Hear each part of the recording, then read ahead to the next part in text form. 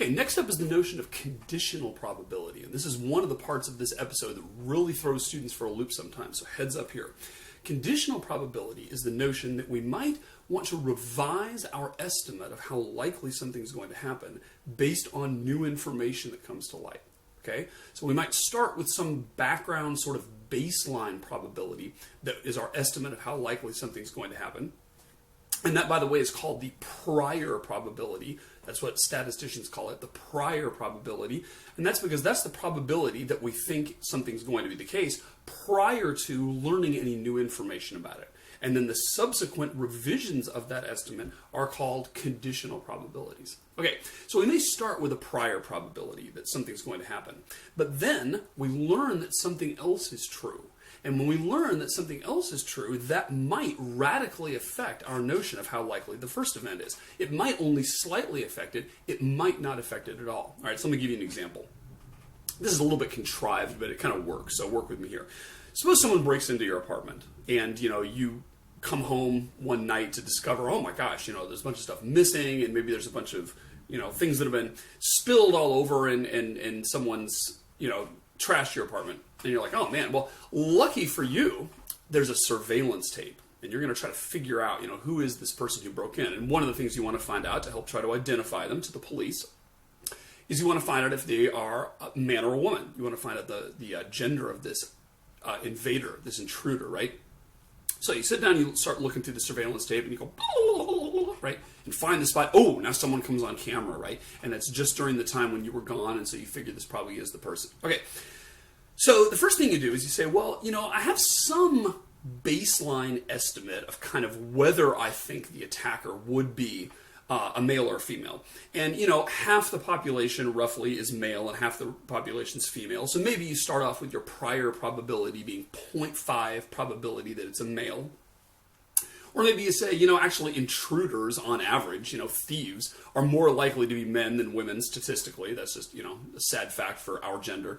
So maybe what you say is, actually I'm going to start off with my background probability of being 0.7. I kind of figure in the absence of any other information, if I know someone broke into my apartment, I kind of figure there's maybe a 70% chance-ish of them being male. So that's your prior probability. Now, you start looking through the surveillance tape, and the first thing that becomes apparent to you, the first thing that's obvious, that's revealed on the tape, is that this person who's breaking in has 2 arms and 2 legs. Okay, because that's clearly visible on the tape. You can see both their arms and both their legs. Now, question is, what does that do to your conditional probability? Does that help you revise your estimate? And as you probably can guess, that's the kind of thing that wouldn't affect it at all, right? That's effectively no information because all people have 2 arms and 2 legs, except people who have had, injuries or whatever. But even that is probably not going to be affected gender-wise. It's no more likely that they're a man or a woman if they have 2 arms and 2 legs versus missing limbs, okay?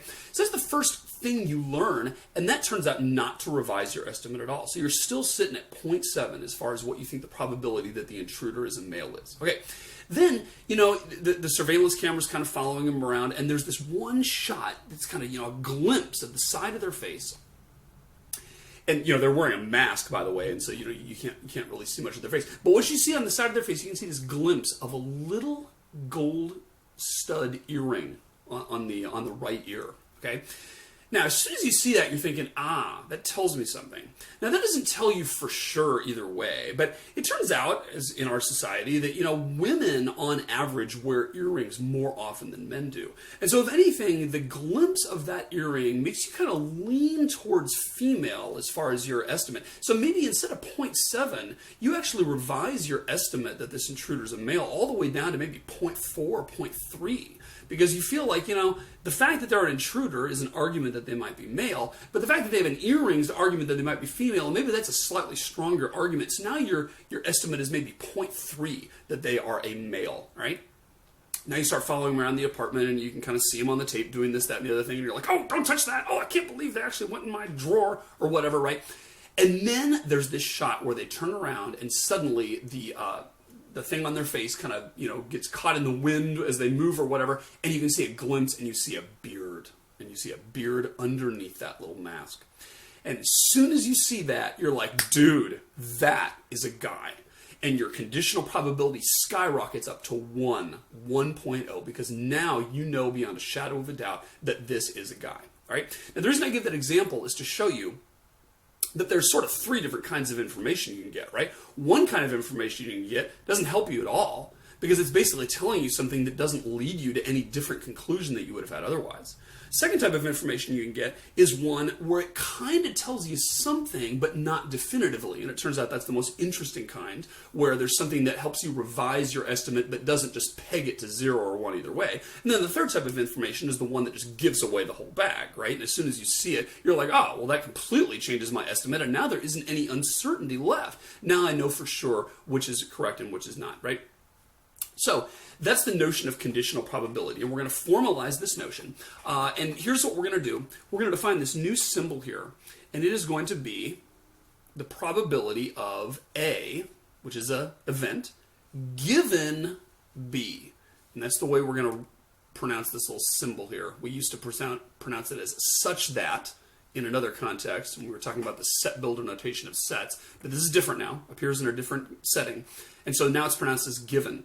And this is called the conditional probability. So if I just write up here probability of A, that's what we're going to call the prior, or the prior probability, but this here is now the conditional probability. And some people will call the B the background information. Some people call it the evidence. And so this is our thing, kind of like finding out whether the person had 2 arms and 2 legs, finding out whether the person had an earring, finding out whether the person had a beard or whatever, right? All right, here's how we're going to find this, and then we'll unpack this definition. That's going to be equal to the probability of A intersect B over the probability of B. Now, stare at that for a minute. The probability of A given B is the probability of A intersect B. That's the probability that both A and B occur. So if I say the event A intersect B, that's the probability that some outcome that was in both sets, both events, did occur. And then the probability of B is just the probability that that background information would have occurred. And so what I do to update my prior probability, if I want to start with the probability of A and say, you know, I can actually get a better estimate here now that I know that B has occurred, I'm going to take A and intersect it with B, find the probability of that, and then divide it by the probability of B alone. Okay? One way I find helpful to think about this, by the way, is you can think about conditional probability as the idea of updating your information, restricting to a smaller sample space. So you start off saying anything in omega could happen. I know that any of the outcomes in omega could possibly be the one that occurs, and I've got certain probabilities that are assigned to each one of those, so I know the probability of each thing in omega. Now, when you do conditional probability, what you're saying is, I just learned something that tells me it's not the whole omega that's in play anymore. Now it's a subset of omega. Now I know that certain things in omega are impossible. They did not occur. And only the things that are in my restricted subset occurred. So what you do is, instead of saying I have the probability of A, which, by the way, is the same as the probability of A given omega. So what this says is, given that you know that something in omega happened, what's the probability that something in A happened?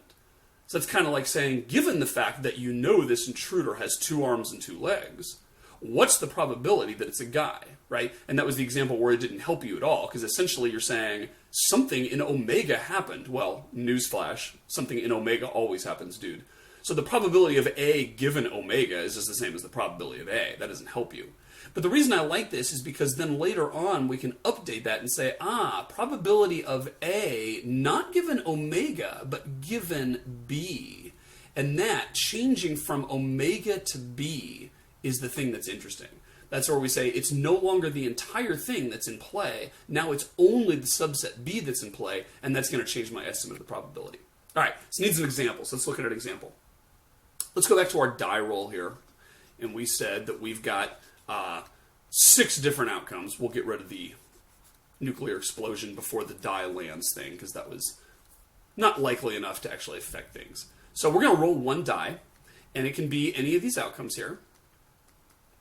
And if you recall, we had a couple of events. I'm going to define them again. I think I'm going to define one of them a little bit differently. I'm going to define the low event. What's the probability that, or not the probability, excuse me, what's the event that you have a low roll? We're going to say 1, 2, and 3 count as low rolls because they're lower than average. Okay, and then I'm going to define another event, and I'm going to call it odd. And that, of course, is the event that I get an odd number. And if we were to define that extensionally, that would be 1, 3, and 5. All right, now let's say you roll a die, or let's say your friend rolls a die, actually. He rolls it and it starts skipping across the table, and then he puts his hand over it. And he looks at it inside the hand, peers between his fingers to see it, so only he knows the outcome, right? And then he looks at you and he says, hey, buddy, what do you think is the probability that this was a low roll, right? So he's asking you at that point in time, what's the probability of low? Now we know, of course, the answer to this, if it's a fair die, is 1/2, right? It's actually equal to 3/6, which is 1/2. And that's because we've got 3 equally likely outcomes, which count as low rolls, because this thing here had 3 things in it. Out of 6 total, that's the probability of low. So that's our prior. Now, so you basically say, you know, do I think it's low or not? You say, I don't know. Basically flip a coin. I'll say, yeah, it was low, you know. All right, now the guy says, okay, but I'm going to tell you some more information here. I'm going to tell you that it's an odd number.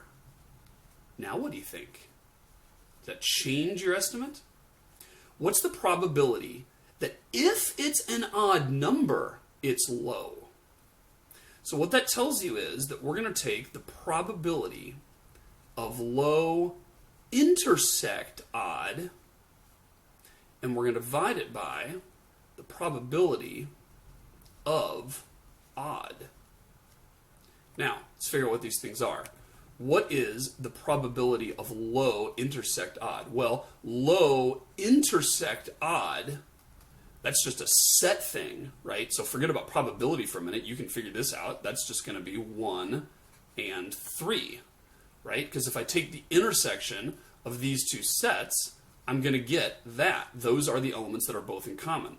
So what's the probability of low comma odd? That's going to be 1/3. And if that's confusing, 2/6, right? Because the only way I can get it to be low and odd, because that's really what this thing means here, is and, right? To be in the low and in the odd events means it's both low and odd. So that's the probability of being low and odd. That is going to be 1/3 of the time. I'm going to get a low odd roll. Okay, so that's 1/6 or 2/6 rather. That's the numerator. Now, what's the probability that it would be odd given no other information? That's going to be 1/2. Because if I know nothing else, what's the probability of rolling an odd number? Well, I got 3 chances out of 6, right? So bottom line is, if I do the math here, I end up with 2/6 over 1/2, which is 2/6 times 2, which is 4/6, which is 2/3. That's just fractions, right? So if someone asks me, is a die roll low? And that's all they ask. My answer is going to be, well, I figure half the time it's low. But if someone changes that and says, but you know what? I'm going to tell you the additional information that it's odd. Then I'm going to say, well, now it's more likely to be low than it was before, because now it's a 2/3 chance of being low. So learning the additional information gave me more to go on, basically, right? Okay, so good. Some more here, right? Okay, let's say he says, JK, it's not odd, it's actually even. Now do you think it's low? So now we want to figure out the probability that it's low, given that it's not odd. And of course, that's going to be the probability that it's low and not odd over the probability that it's not odd. What is the set O complement? That is going to be the set 2, 4, 6, right? Those are all the elements in the sample space that are not odd. And what is L intersect? not odd, that's simply going to be the set 2, because that's the only element that is both low and not odd. Therefore, if I figure out the probability that it's low and not odd over the probability that it's not odd, I get 1/6, because there's 1/6 chance of getting only a 2.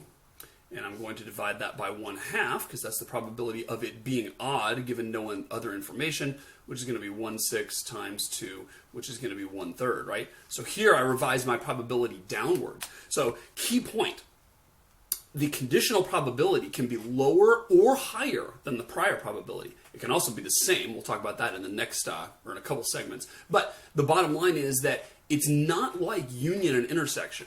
Remember, we did this little mental exercise and we said, suppose I have a set A. And then, let's say I take A union something. Is that ever going to be less than or smaller than A? And the answer was no, right? Unioning with something always makes the set bigger, or at the very least makes it the same. And so, if we have A and we say let's intersect it with something, that's always going to get smaller, or at the very most stay the same, right? So union always makes it bigger, intersection always makes it smaller unless it's the same. That's kind of the edge case, right? But this is different. A given B can either be higher or lower. It could go all the way up to 1 if we see a beard. It could drop all the way to 0 if we see, high heels in a dress or something like that. Or it could stay exactly where it is if we don't learn anything, like it turns out to be 2 arms and 2 legs or whatever. Or it could change some up or down. All those things are possible. Last example here, what if we turn this around, right? What if we say, hey, what's the probability that it's odd given that it's low? Maybe he tells you, hey, it's a low number, but he doesn't tell us whether or not it's odd. So that, too, is going to be the probability of O intersect L divided by the probability of L. And that is going to be the probability that it's odd and low, I believe we said was 2/6, because 1 and 3 were the two numbers that satisfied that. We're going to divide that by the probability that it's low given no other information, which is going to be 1/2, and that's going to end up being 2/6 times 2, which is going to be 2/3. So in this case, it turned out to be the same as one of our previous things, but in general, you can have one event given another one, or the other event given this one. Both of them simply have to do with whether or not that background information is known to be true, and how you're going to end up revising your probability as a result.